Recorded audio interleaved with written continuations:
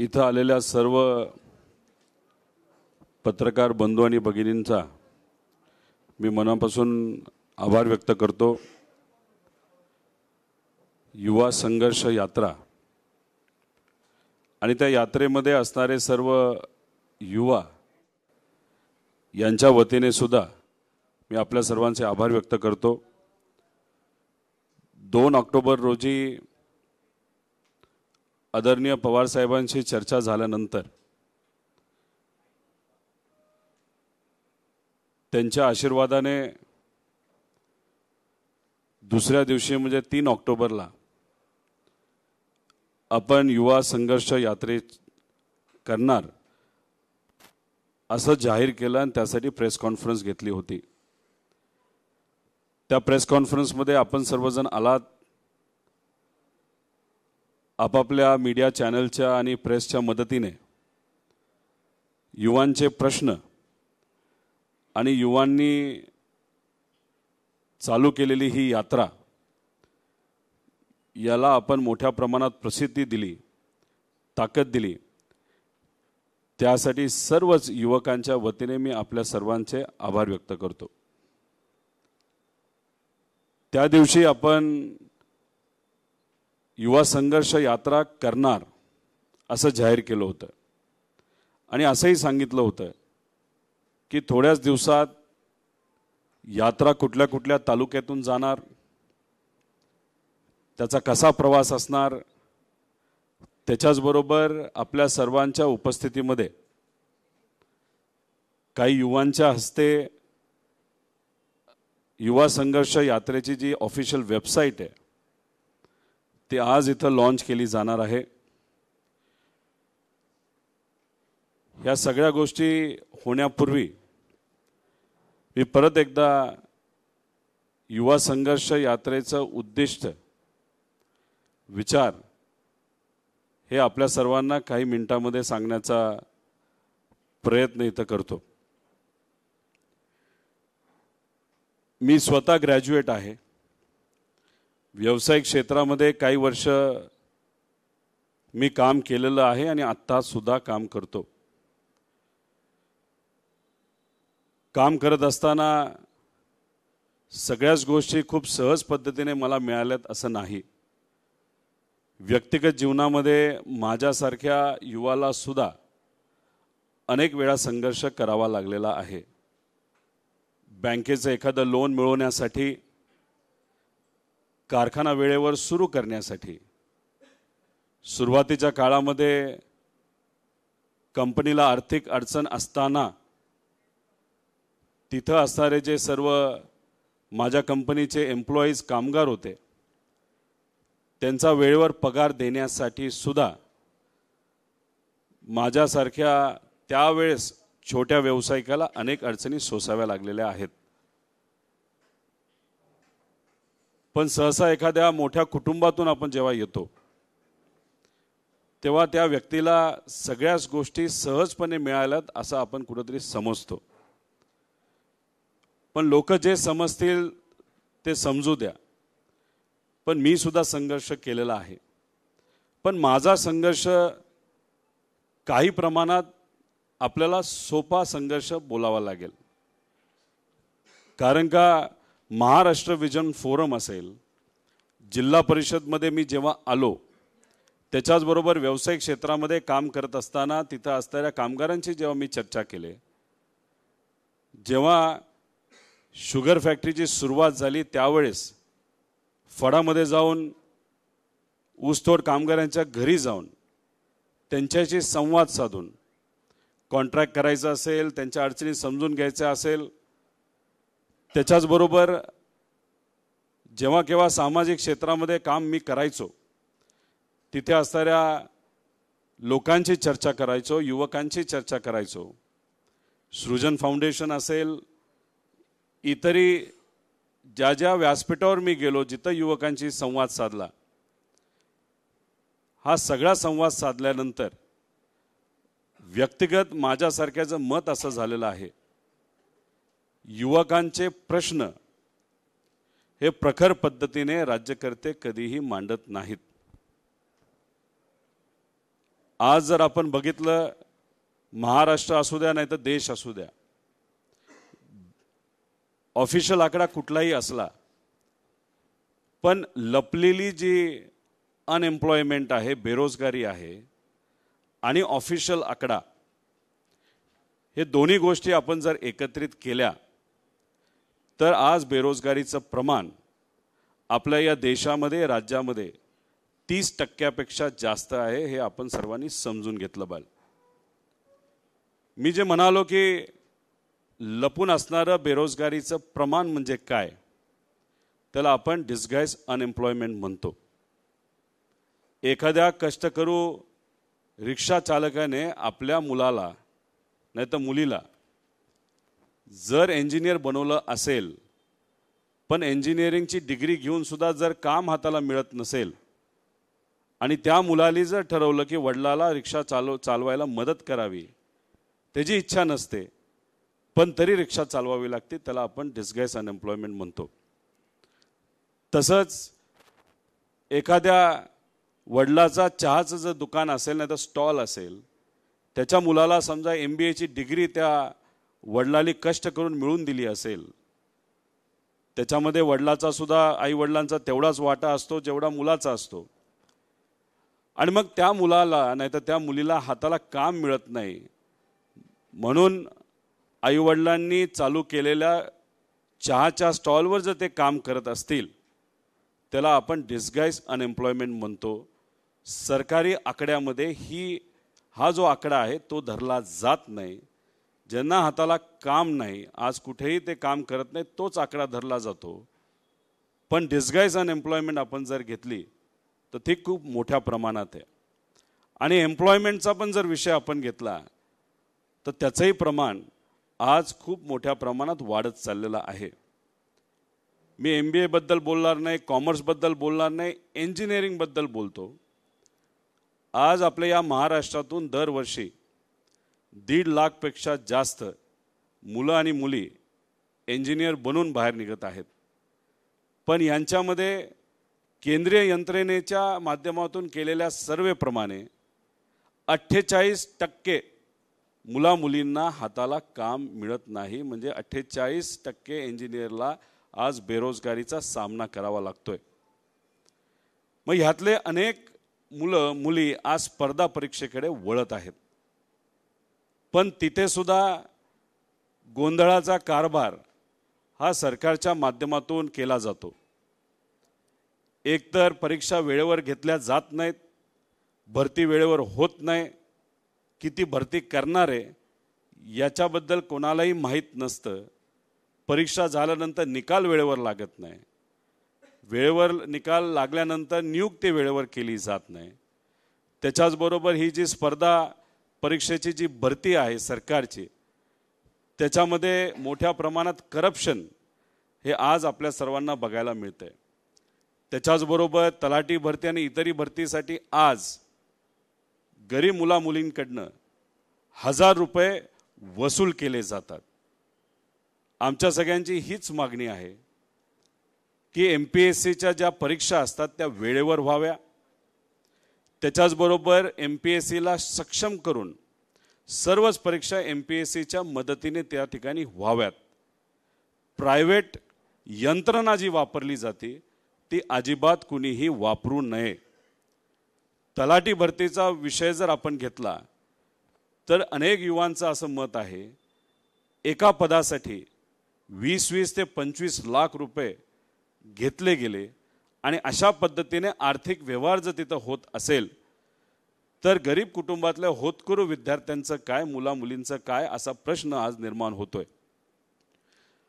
आणि 1000 रुपये जे वसूल केले जातात, आम्ही अधिवेशनामध्ये जेव्हा हे सगळे विषय मांडतो तेव्हा सत्तेत असणाऱ्या नेत्यांकडनं उत्तर येतं, आजची युवा पिढी म्हणजे आम्ही सगळे, ज्याच्यामध्ये सर्व विद्यार्थी येतात, त्याच्यामध्ये राज्यकर्ते येतात, त्याच्यामध्ये जे छोटे मोठे व्यवसाय करणारे त्यांची मुलं येतात, शेतकऱ्याची मुलं येतात, कष्टकऱ्याची मुलं येतात.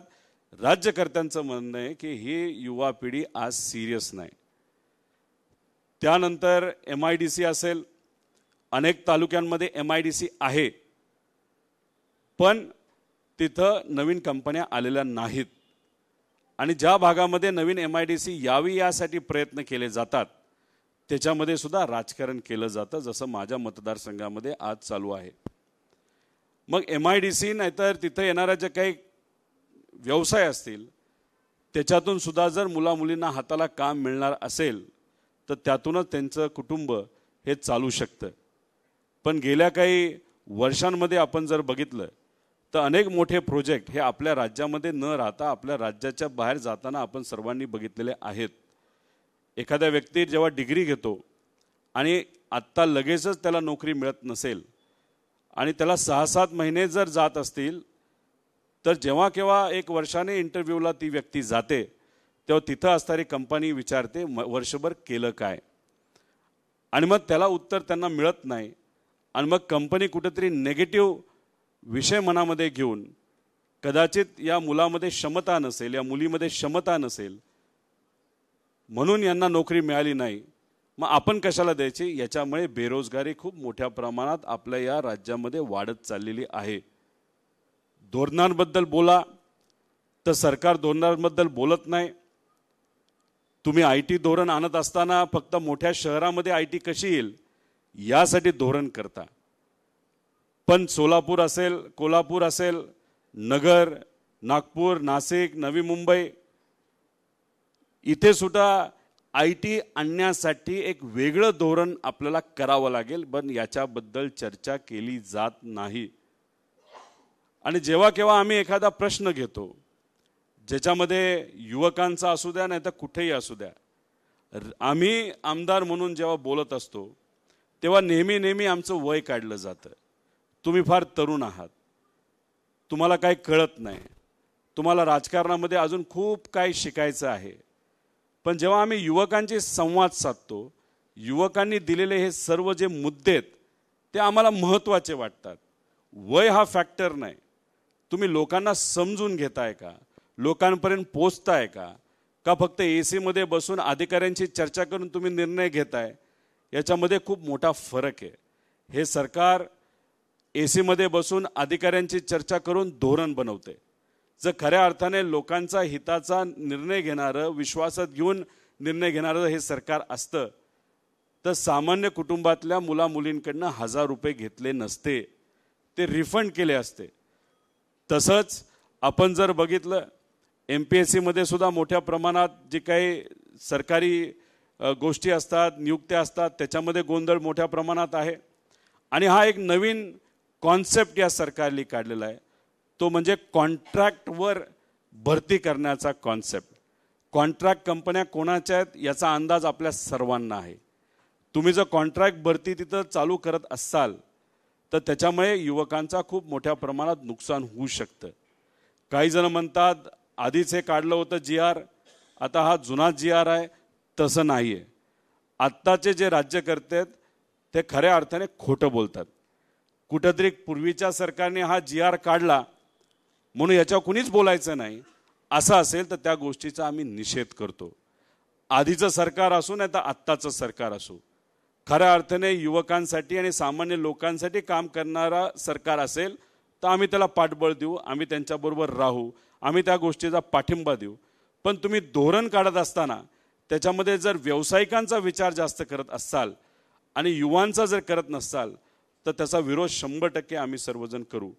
त्यामुळे आम्ही काही मुद्दे या संघर्ष यात्रेसाठी घेतलेले आहेत जे आपल्या सर्वांना आम्ही बोलून दाखवू, पण हे मुद्दे फायनल मुद्दे असं नाही। चालत असताना काही युवांशी बोलत असताना समजा त्यांचा जर एखादा कुटुंबातलं कुणी व्यक्ती असेल जो शेतकरी कष्टकरी असेल, पण त्या व्यक्तीने दुर्दैवाने अडचणी असल्यामुळे आत्महत्या केली असेल आणि त्याचं अख्खं कुटुंब आज अडचणीत आलं असेल तर आत्महत्या हा सुद्धा एक महत्त्वाचा विषय येत्या काळामध्ये आम्ही सर्वजण घेणार आहोत। त्यामुळे हे जे 22 मुद्दे आपल्या सर्वांना वाचून दाखवणार आहोत त्याच्या पलीकडे जाऊन ही यात्रा एका व्यक्तीची नाही तर सर्व लोकांची आहे, सर्व युवांची आहे। मी युवांना आव्हान करेल, तुम्ही या यात्रेमध्ये सहभाग घ्या। ही यात्रा खूप मोठी होईल, खूप पब्लिसिटी होईल, मिळेल याच्याकडे आमचं कुठेही लक्ष नाही।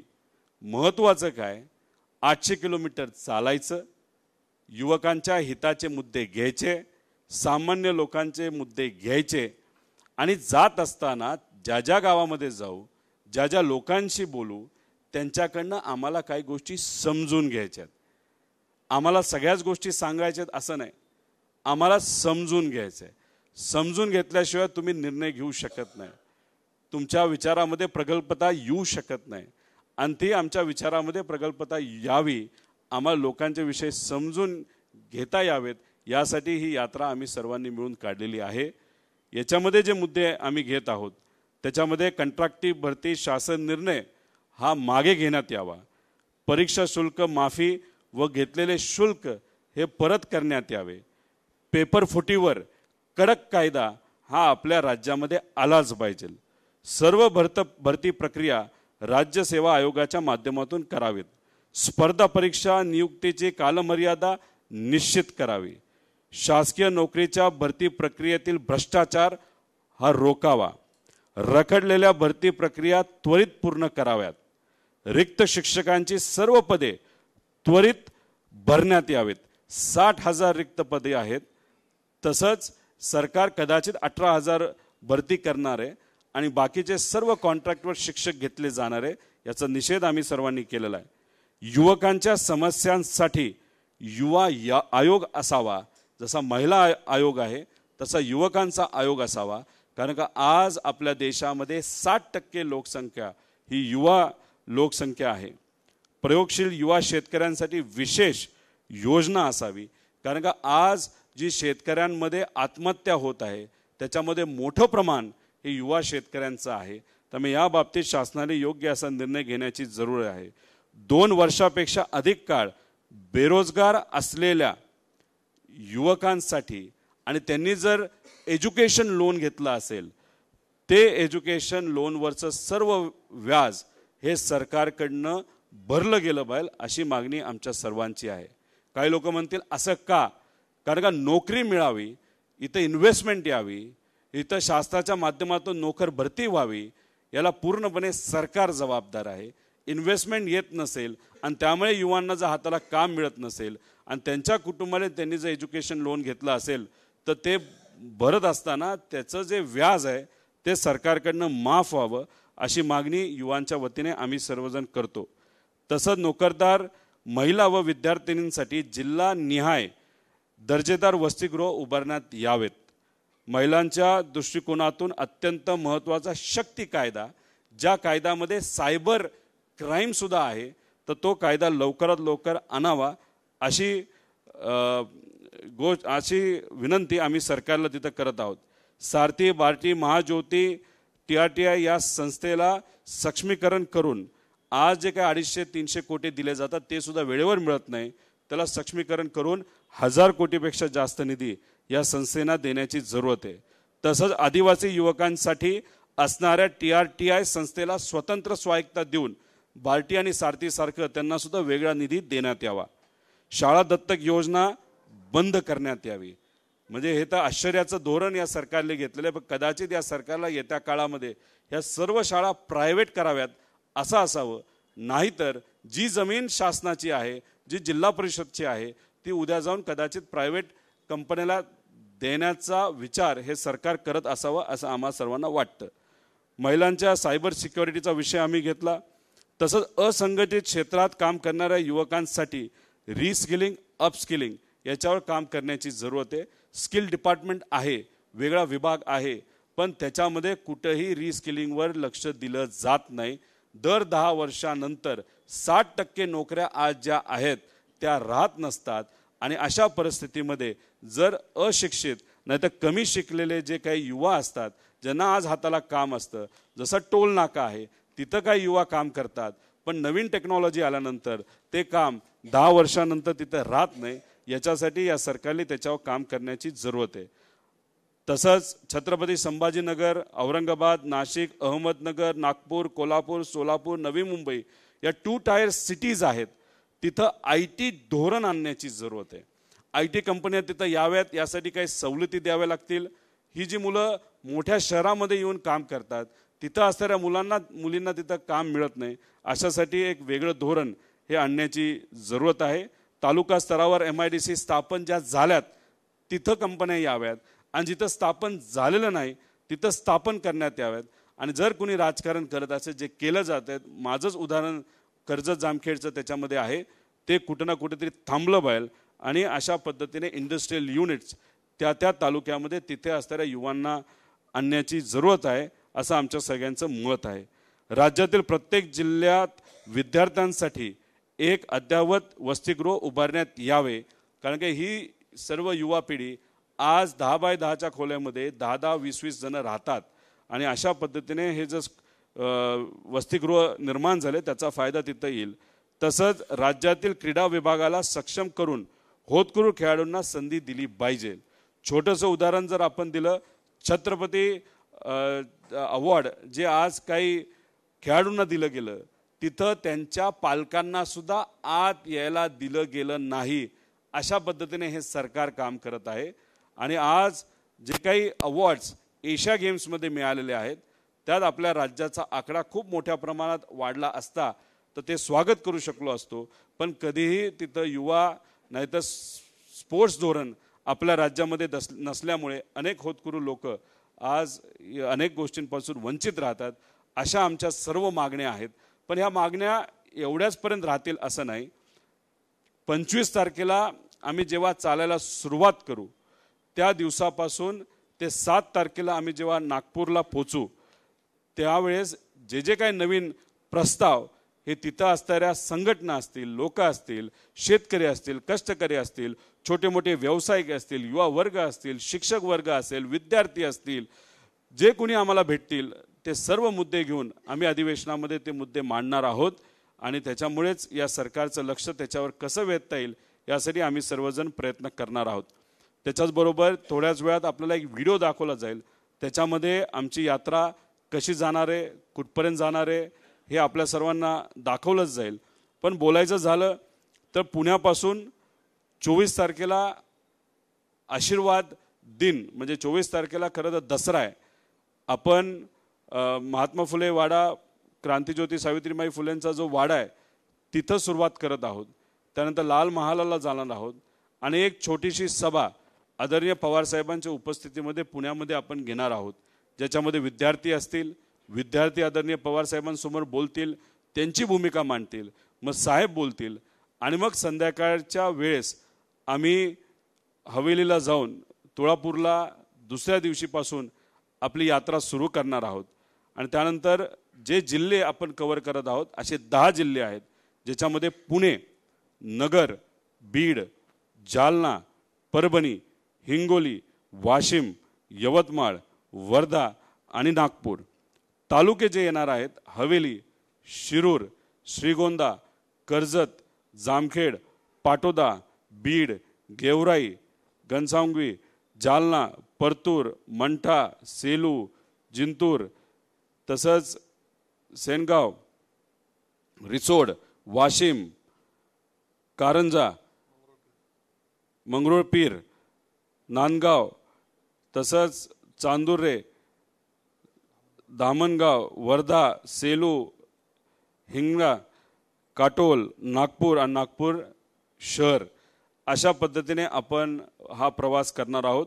10 जिल्हे, 28 तालुके, 800 पेक्षा जास्त किलोमीटर. आमच्याबरोबर 50-60 लोक असणार आहेत जे शेवटपर्यंत आमच्याबरोबर चालतील. आणि ज्या ज्या लोकांना या यात्रेमध्ये यायचे ते 100% या यात्रेमध्ये येऊ शकतात. रजिस्ट्रेशनसाठी आपण एक वेबसाईट केलेली आहे ज्याचं लॉन्चिंग आता आपल्या सर्वांसमोर इथं काही युवांच्या हस्ते आपण करणार आहोत. त्याच्यावर सुद्धा रजिस्ट्रेशनचे काही व्यवस्था आहे. तिथं रजिस्ट्रेशन केलं डिटेल्स कळतील. ही यात्रा कशी जाणार आहे याचा व्हिडिओ आणि त्याचे डिटेल्ससुद्धा त्याच्यामध्ये दिले जातील. आणि मग आम्ही दिवसाला कमीत कमी 18 किलोमीटर आणि 24 किलोमीटरपर्यंत तिथं चालणार आहोत. सकाळी 6 वाजता ही यात्रा सुरू होईल. दुपारपर्यंत 11 ते 12पर्यंत ही यात्रा चालू राहील. लोकांना भेटत ही यात्रा दुपारपर्यंत जिथं विसावा आहे तिथं ती जाणार आहे. तिथं ज्या लोकांना संघटनेला भेटायचे ते तिथं आम्हाला भेटू शकतात. त्यानंतर थोडीशी विश्रांती सगळ्यांसाठी आणि मग संध्याकाळी 3:30-4 वाजता परत एकदा यात्रा ही सुरू होईल आणि समाप्ती ज्या तालुक्यामध्ये ज्या गावामध्ये होणार आहे तिथपर्यंत संध्याकाळी 8 ते 8:30 पर्यंत ही यात्रा तिथं पोचेल। या यात्रा चालू असताना दिवाळी असणार आहे, पण आम्ही सगळ्यांनी निर्णय घेतला आहे, युवांनी निर्णय घेतलेला आहे की दिवाळी त्या त्या गावामध्ये आम्ही सर्वजण साजरा करणार आहोत। तसंच माझे कुटुंबीय सुद्धा, ज्याच्यामध्ये आई वडील असतील, माझी पत्नी असतील, माझी मुलं असतील, माझी बहीण असेल, हे सुद्धा या यात्रेमध्ये सहभागी होणार दिवाळीच्या वेळेस। दिवाळीच्या वेळेस का? मुलांना सुट्टी आहे, मुलं स्वतःहून म्हणतायत की आम्हाला दिवाळी तशी नाही साजरी करायची, आम्हाला आमच्या वडिलाबरोबर करायची। माझी पत्नीचं सुद्धा तेच मत आहे की तू जिथं असशील तिथं मी असेल, कारण का ज्या पद्धतीने तू लढा लढत आहे आणि तुझ्याबरोबर अनेक युवा लढत आहेत, त्यासाठी मी सुद्धा युवा असल्यामुळे माझ्या पद्धतीने मी पाठिंबा देणार आहे। माझे वडील तिथं असतील, त्यामुळे आम्ही सर्वजण या यात्रेमध्ये सहभाग घेत शेवटपर्यंत म्हणजे 7 तारखेपर्यंत नागपूरला तिथं पोहोचणार आहोत। आजपर्यंत काढलेल्या यात्रेपैकी युवकांचा विषय घेऊन ही पहिलीच यात्रा सर्व युवक मिळून केली जात आहे। त्याच्याचबरोबर 800 किलोमीटर आणि पुढे असणारी यात्रा ही पहिलीच यात्रा या महाराष्ट्रामध्ये असणार आहे। निर्णय हा घेतलेला आहे, आम्ही त्या पद्धतीने तिथं असणाऱ्या अधिकाऱ्यांना पत्र हे देत आहोत, परवानगी ते देतीलच। आणि शांततेत एखादी यात्रा असेल, जसं वारी असते त्या पद्धतीने कुठलीही वेगळी परवानगी ही घ्यावी लागत नाही। शांततेत ही यात्रा त्या तालुक्यामध्ये जात शेवटी नागपूरला जाणार आहे आणि तिथं एक मोठी सभा परत एकदा आदरणीय पवार साहेबांच्या मार्गदर्शनाखाली होईल। तसंच या यात्रेच्या मध्य ठिकाणी एक मोठी सभा परत एकदा पवार साहेबांच्या मार्गदर्शनाखाली तिथं होणार आहे आणि मध्ये आधे सुप्रियाताई असतील आणि इतरही जे सर्व मित्र पक्ष आहेत, ज्यांना कोणाला या यात्रेमध्ये यायचे, सभेमध्ये सहभाग घ्यायचा आहे, ते 100% याच्यामध्ये येऊ शकतात। ही यात्रा सर्वांची आहे, कुठेही याला पक्षाचा रंग लागणार नाही याची दक्षता आम्ही सर्वजण घेत आहोत। विचार हा सर्वांचा आहे आणि सर्व मिळून हा लढा आपण त्या ठिकाणी लढत आहोत आणि त्याच्यामध्ये आपल्या सर्वांचा सहभाग आणि मदत ही आम्हा सर्वांना मिळेल अशी अपेक्षा आम्ही करत आहोत। आणि एकच आहे की जेव्हा केव्हा आमचे विरोधक आम्हाला सांगतात तुम्ही नवीन आहात, तर आम्हाला एवढंच सांगायचं आहे की कृपा करून युवकांना कुणीही कमी समजू नये।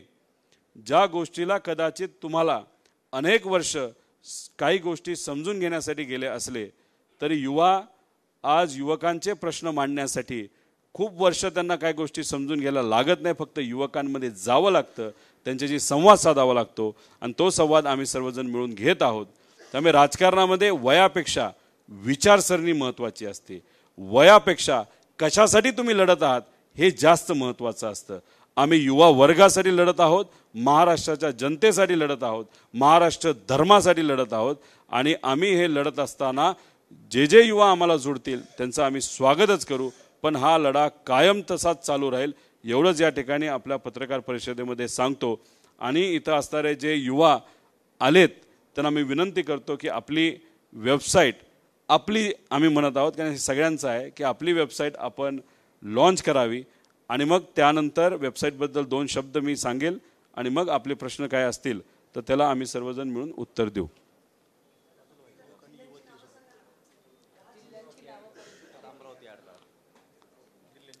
पुणे, नगर, बीड, जालना, परभणी, हिंगोली, वाशिम, अमरावती, यवतमाळ, वर्धा, नागपूर असे 10 ते 11 जिल्हे आहेत आणि 28 तालुके त्याच्यामध्ये असणारे 420 गावं पण त्याच्यामध्ये आहेत। राहत असताना ज्या ठिकाणी आम्हाला राहण्याची व्यवस्था होईल, जसं की एखादी जिल्हा परिषद शाळा असेल, एखादी शाळा असेल, समजा एखादं मंगल कार्यालय असू द्या, मंदिर असू द्या, कुठेही जिथं कुठं आम्हाला संधी मिळेल तिथं आम्ही राहणार आहोत, आमच्याबरोबरची लोक राहणार आहेत। तिथले लोक स्वागत करत असताना भोजनाची व्यवस्था असेल, इतरही ज्या काही असतात त्या सगळ्या केल्या जाईल आणि बाकी आपल्या सेवेकरी जे पदयात्रेमध्ये चालणार आहेत ते सर्व यात्र्यांसाठी सुद्धा आरोग्याची व्यवस्था सुद्धा चांगल्या पद्धतीने केली जाईल। मला सर्व यात्री जे येत्या काळामध्ये या पदयात्रेमध्ये येणार आहेत त्यांना एवढंच सांगायचं आहे, चालण्याची थोडीशी तयारी ठेवा। गाडीली पण आपण ही यात्रा करू शकलो असतो, पण मग त्याला संघर्ष यात्रा आपण कसं म्हणू शकतो? संघर्ष करायचा असेल तर खऱ्या अर्थाने तो करण्याची जरूरत आहे. म्हणून आम्ही पदयात्रा काढण्याचा निर्णय युवा म्हणून तिथं काढलेला आहे.